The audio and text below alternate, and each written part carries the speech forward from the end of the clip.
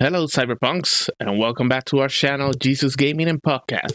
Today we have some rather somber news to discuss. Cyberpunk 2077, one of the most highly anticipated and talked about games in recent years, is no longer receiving further expansions. It's a moment that has left many in the gaming community both surprised and disappointed, but also not surprised and truly disappointed. So let's dive into the details of this decision and what it means for the game's future.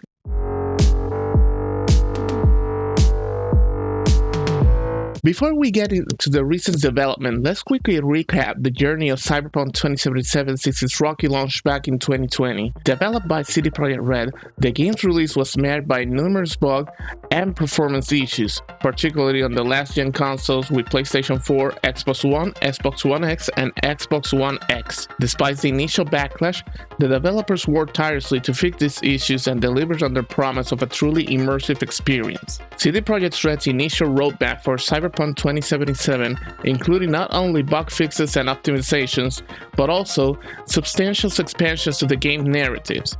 This roadmap generated a lot of excitement as players were eager to explore Night City further and see how the story will continue. Initially, gamers were also promised a multiplayer mode and a free expansion along with the marketing period of the game and post-launch content, but unfortunately, due to the mentioned circumstances, it was never meant to be at the end of the road for the multiplayer mode, and the Phantom Liberty expansion is going to cost $29.99. By the way, you can leave a comment and leave a like on this video if you want me to add another video where I focus on the rights and wrongs before, during, and after the launch of Cyberpunk 2077, including details that apparently CD Projekt Red was not an entirely fault of the game's rocky launch.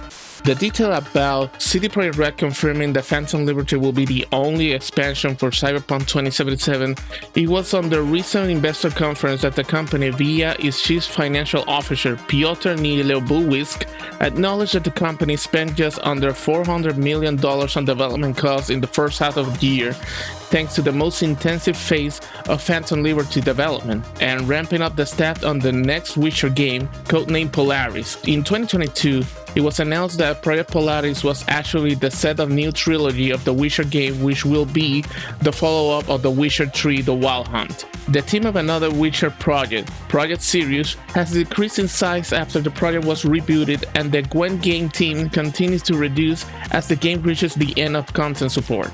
The most notable news to come from the report, however, is that following Phantom's Liberty, there will be no other expansion for Cyberpunk 2077. CD Projekt CEO Adam Kicinski said CDPR is very happy with pre-orders of Phantom Liberty, but this marked the last time we are working on the Red Engine. This is CDPR's proprietary engine which has been used for all its games so far, including the original The Witcher game, but will be replaced by Unreal Engine 5 for future projects. Following Phantom's Liberty release, the staff currently is working on that and will be shifting to the Witcher games and Project Hadar, which also is a new gaming project and is slated to be CD Projekt Red's newest intellectual property. As of the recording of this, CDPR confirmed that they're still in a research mode for this new game. So in other words, despite everything that has transcended and happened since the end of 2020, during the launch of Cyberpunk 2077 and all the patches and hotfixes, it was just a technological reason that the game will receive no more content, and basically the main development for new content will end at the launch of Phantom Liberty expansion on September 25th, 2023. But even so, CD Projekt Red saying goodbye to Cyberpunk 2077 with a bang, not only for the expansion, but a free update 2.0 that will be available for everybody, at least on current generation consoles, PlayStation 5, Xbox Series S and X, and PC.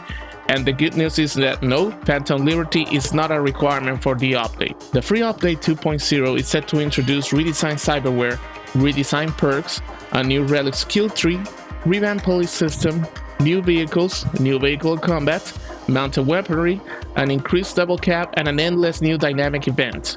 Update 2.0 will also include overhauled combat artificial intelligence.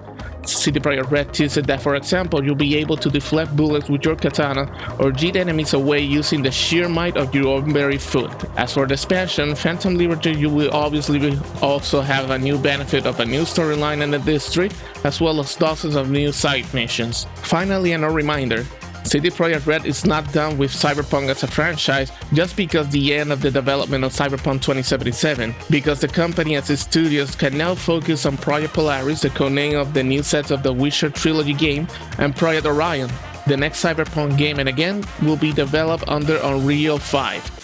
As always, we'll be keeping a close eye on any further development and updates related to Cyberpunk games or the product of Project Orion, so be sure to subscribe to our channel for the latest gaming news. In the meantime, we would like to hear your thoughts on this decision in the comments below. What do you think it means for the future of the game? This was Jesus from Jesus Gaming and Podcast. Thanks a lot for watching, and until next time, stay plugged in past Cyberpunks and health and success.